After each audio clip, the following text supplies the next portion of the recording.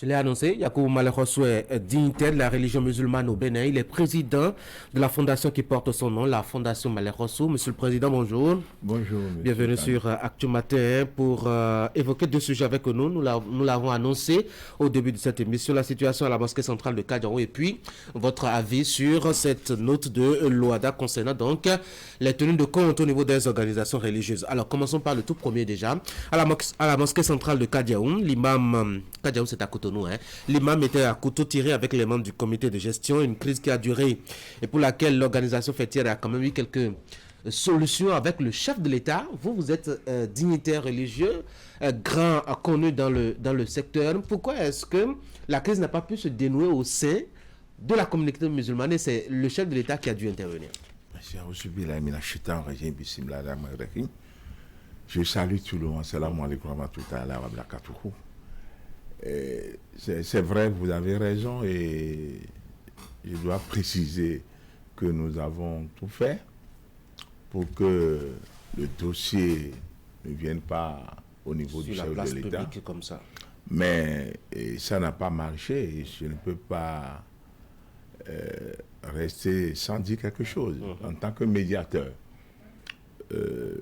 c'est une crise entre imams et quelques membres de ses fidèles, je parle du comité de gestion. J'ai essayé de les réunir sur instruction du Bureau national de l'Union islamique du Bénin, par 2-3 fois, et on a trouvé une solution. Il y a l'entente qui est arrivée entre les deux. Je parle de l'imam et les autres membres. Oui. Mais à notre grande surprise, lorsque nous avons décidé d'aller à la mosquée, expliquer aux fidèles que le calme est revenu, il y a quelques groupuscules de femmes qui se sont soulevées. Ah oui? Ah oui, pour dire que non, que ça ne peut pas avoir lieu ici. C'est des femmes, mais qu'est-ce qu'on peut faire? C'est le moment. Absolument. Nous, on est obligé de se retirer. Et avant de se retirer, j'ai demandé aux fidèles que le vendredi qui suit, c'est le comité de gestion qui doit quand même commencer à travailler, les quêtes, etc. Le vendredi, là, moi, j'étais à Bomé quand on m'a appelé pour me dire que ces mêmes femmes se sont opposées. À nouveau. Mais ça ne va pas. Je suis obligé de rendre compte à notre bureau, et c'est de l'Union islamique du Bénin, et c'est de là qu'il a été décidé la fermeture de cette mosquée. On devait fermer depuis. Tu sais, moi, je suis quelqu'un, j'aime tellement calmer les gens. Très pacifique. C'est ce que j'avais fait à l'Assemblée pendant mes 2 mandats. Oui, mais la crise était autour de quoi? On a dit, l'imam a nommé, il ne devrait pas nommer. Apparemment, c'est une question donc de personnes. Oui, et c'est que ce qui divise la mosquée, les fidèles de la mosquée de Kadiaou, c'est le pouvoir et l'argent. Ah, d'accord. Je dis pouvoir, c'est qu'il faut introniser des imams partout, même si on parle de discussion entre les fidèles et imams, c'est toujours affaire d'argent ou bien on veut introniser quelqu'un. Un nouveau imam. Mais c'est ça qui est à la base de tout. Donc l'imam avait déjà nommé quelqu'un comme premier vice-président à la personne de Ahmed. Mais il s'est fait qu'il y a eu de mésententes entre ces deux et l'imam a décidé de le destituer. Et de nommer quelqu'un d'autre. De nommer son fils. Ah, d'accord. Son fils, mais le comité de gestion n'a pas accepté. Au même moment, il a suspendu les membres du comité de gestion de leurs fonctions. Donc voilà un peu ce qui a fait la crise. On espère que vraiment on a trouvé une solution maintenant parce que le chef de l'État est intervenu et quand on lit de la presse, tout est revenu au calme. Est-ce que c'est vrai que tout est au calme maintenant? Oui, c'est que il faut que j'explique. Oui, Ce n'est pas le chef de l'État qui a fermé la mosquée. Non, pas du tout. C'est l'Union islamique qui a décidé à ce que la mosquée soit fermée. Et ce n'est pas l'Union islamique qui a fait appel au chef de l'État. Ah, d'accord. Non, ça ne nous dépasse pas le dossier. Mais lorsqu'on a décidé la fermeture de la mosquée, le ministre de l'Intérieur est obligé de rendre compte À son supérieur, au à patron, son chef, oui. le chef de l'État. Et c'est de là que le chef d'État il y a déjà eu un incident à Séméret, il a eu des morts. Vraiment, il faut que je les appelle. Donc c'est comme ça qu'il est intervenu. Oui, moi je suis content. Il y a les autres, d'autres personnes qui disent non, que ça ne regarde pas le chef. Ça le regarde. Il y a eu des morts à Séméret, moi j'étais à Séméret. Donc, il dit, il faut vite calmer les choses. Et il a mis tout le monde à l'aise. Et on s'est compris. Et l'imam a accepté de ne plus turbaniser son fils. Il a accepté de reconduire Ahmed dans ses fonctions. Oui. Il a accepté aussi que le comité de gestion commence à travailler. Donc, tout ce que l'Union islamique avait proposé, il a accepté devant le chef de l'État. Ce n'est pas le chef de l'État qui lui a imposé de faire. Non, il a accepté.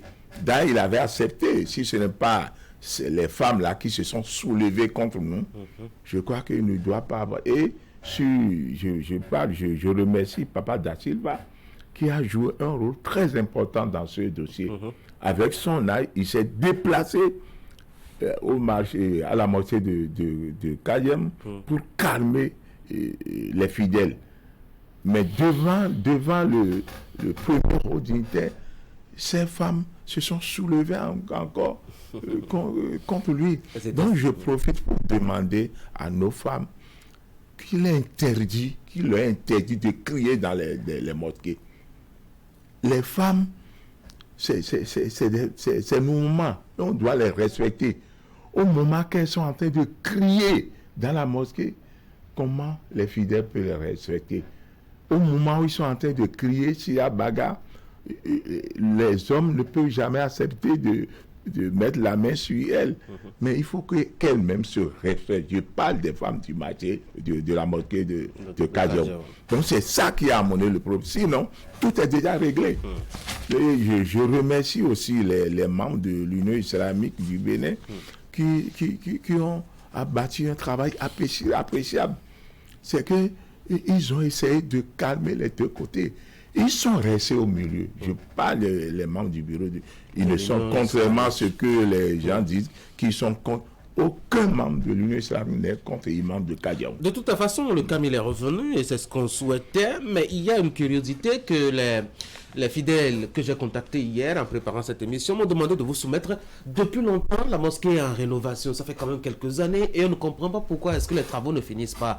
Qu'est-ce qui se passe? Oui, et la mosquée, nous avons un donateur dont je tais le nom, qui nous a donné 100 millions pour la réfection de la mosquée. Mais il s'est fait que ce n'est pas bien géré. Parce que l'entrepreneur qui est en train d'exécuter les travaux, on lui devait beaucoup. Ah, d'accord. Mais normalement, on doit le calmer pour lui dire après tu auras ton argent. Mais on lui a donné vraiment une somme importante. Et c'est ça qui a fait que les travaux sont bloqués. Dit que les fidèles de la mosquée ou bien l'imam a bouffé les 100 millions, ça c'est faux. Ça, je le dis devant tout le monde. Parce qu'il y a une rumeur qui a circulé, hein, l'imam a mal géré. Il n'a pas bouffé les 100 millions de lui, du tout. Moi, je fais partie de ceux qui se sont battus et que les 100 millions sont arrivés. Mais dire qu'il a bouffé l'argent, non, ce n'est pas bon. Nous sommes des musulmans et nous devons faire l'enquête avant de parler. Hein, tourner 3 fois la langue. Mais maintenant, quand est-ce que la mosquée sera prête? Les fidèles ont envie de prier dans de bonnes conditions. Oui, je crois que les choses vont rentrer dans l'ordre, dans la mesure où le comité de gestion a pris les choses en main et le comité chargé de la construction de la mosquée, la réfection, le comité là, doit travailler sous les jeunes, non, l'imam, le comité de gestion est au-dessus de l'imam. Mais c'est l'imam qui est au-dessus du comité de gestion et le comité de reconstruction. Donc, cela veut dire que on nous a promis encore, le donateur nous a promis encore un peu de moyens et avec ça, vous allez voir que les choses vont changer. Et je profite en tant que président de la Fondation Malek Rossou, qui est avec tous les imams, il faut que l'Union islamique pense à ce que les imams soient payés. Ce n'est pas l'Union islamique qui doit quand même payer ce qu'on gagne dans la mosquée. Local qui doit gérer tout cela. Je parle à tous les membres du comité de gestion de nos mosquées. Ça me permet d'embrayer sur le second sujet d'ailleurs. Il y a beaucoup d'argent qui circule au niveau des mosquées, etc. J'ai entendu parler de 100 millions. Et puis l'OADA a décidé désormais que chaque unité religieuse, en tout cas, puisse tenir des comptes. Comment est-ce que vous trouvez ça? Non, c'est normal. Parce que l'argent de Ketch, c'est pour la mosquée. Ce n'est pas pour l'imam, ni les membres du comité de gestion. C'est pour payer l'électricité, l'eau, les et il y a des plus démunis qui viennent dans les mosquées, ils n'ont rien à manger, ou bien ils sont en voyage, et avec l'argent de Ketch, je crois que ça doit régler le problème. Donc si au niveau supérieur, on décide maintenant que cela soit contrôlé, c'est une bonne chose. Mais cela ne veut pas dire que les impôts vont commencer à prendre de l'argent. Vous avez peur des impôts comme les gens sont en train de... Tout citoyen doit contribuer au développement du pays. Agent de quête, là, on ne peut pas accepter que les impôts viennent prendre quelque chose de la... Actuellement, comment est-ce que vous gérez ou comment est-ce que l'Union islamique organise la gestion des différentes mosquées pour avoir quand même un œil sur la transparence de ce qui se fait? Oui, je crois que pour ça, je vais vous demander spécialement... vous allez recevoir le secrétaire général de l'Union islamique du Bénin. Je vous le dis en même temps, dès que la note est sortie, c'est la première personne à qui j'ai pensé, qui a même accepté de passer par ici. Et seulement à quelques 2 heures ou 1 heure de l'émission, il a désisté, disant qu'il ne sait pas ce qu'il allait venir dire sur le plateau. Alors, je vous fais donc, comme vous êtes médiateur, faites-nous la médiation. Je vais le commettre soit le trésorier général. D'accord. Les deux là, ils sont mieux placés. Il y a notre aussi, il y a l'ancien ambassadeur d'Ambaba aussi qui est bien placé. Il y a le chahut de Guya, Batirou, Baramassi.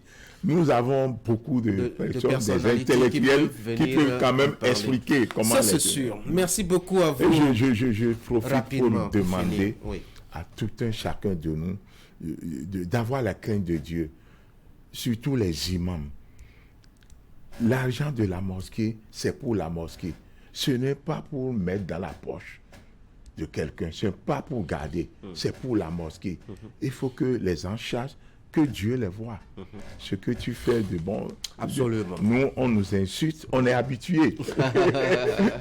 Merci beaucoup. Monsieur Yacoub Malek Rossou, merci beaucoup d'être venu par ici sur Actu Matin. Je rappelle que vous êtes dignitaire du milieu islamique béninois. Vous êtes président de la Fondation Malek Rossou. Vous êtes médiateur attitré au nom donc de l'Union qui gère cette entité religieuse au Bénin. Bonne journée à vous. Merci, merci.